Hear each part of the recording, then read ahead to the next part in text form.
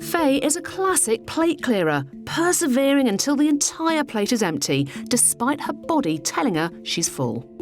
If you're like Faye and find it hard to leave food on the plate, be aware of your portion size from the word go and opt for smaller servings that would fit into the palm of your hand.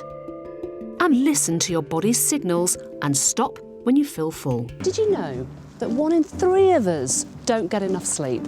And all those restless nights can leave us very tired and a little bit grumpy. Or maybe that's just me. But can they also affect what we eat the following day?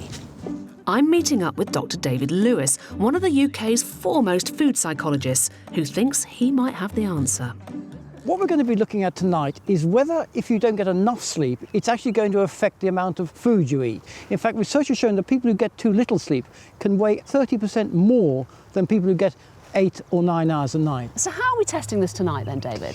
Well, Anna, I've booked you into a comfortable hotel. Very kind of you. But, of course, there is going to be a catch. What I'd like you to do, Anna, is to wake up at 1 o'clock and go and wake up half our guinea pigs. OK. And give them an IQ test. This sounds like fun, yeah? Because we want them to get out of bed, which will wake them up even more, and then use their brains. And have to answer them? Yeah, exactly. OK. So. The following day, they'll be much more likely to go for the high-fat, high-sugar foods if they've had a disturbed night rest. Well, this sounds like great fun. I'm going to leave you here because I need to pack my rollers.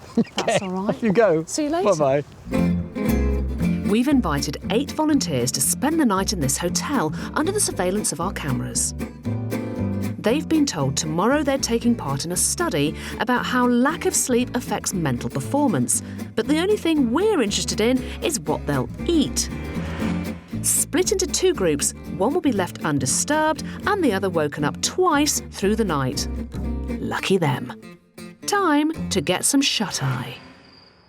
It's 1 a.m. and while the lucky group are left to sleep soundly, it's time for me and psychologist Tom Dixon to give the unlucky half a rude awakening. Tom, I love you, but I'm an older woman. I'm exhausted. What do you need? It's time for the 1 o'clock wake up. Come on, let's go. What are we doing exactly? We're going to keep them awake for half an hour with an IQ test. Brilliant. I'm going to look forward to this. Come on then, let's knock and run. To avoid our disturbed sleepers finding out they're on secret eaters, I need to stay incognito. Scientific pyjamas. Watch this.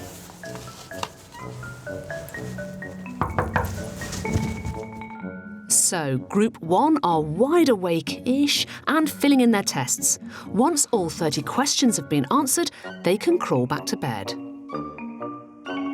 So what happens now? And at 4 o'clock, repeat the procedure. Did you say 4 o'clock in the morning? 4 o'clock in the morning. You're on your own. Night. I'm off to bed. Good night. 4 a.m. soon comes around, and sleepy Group 1 are disturbed yet again with another IQ test.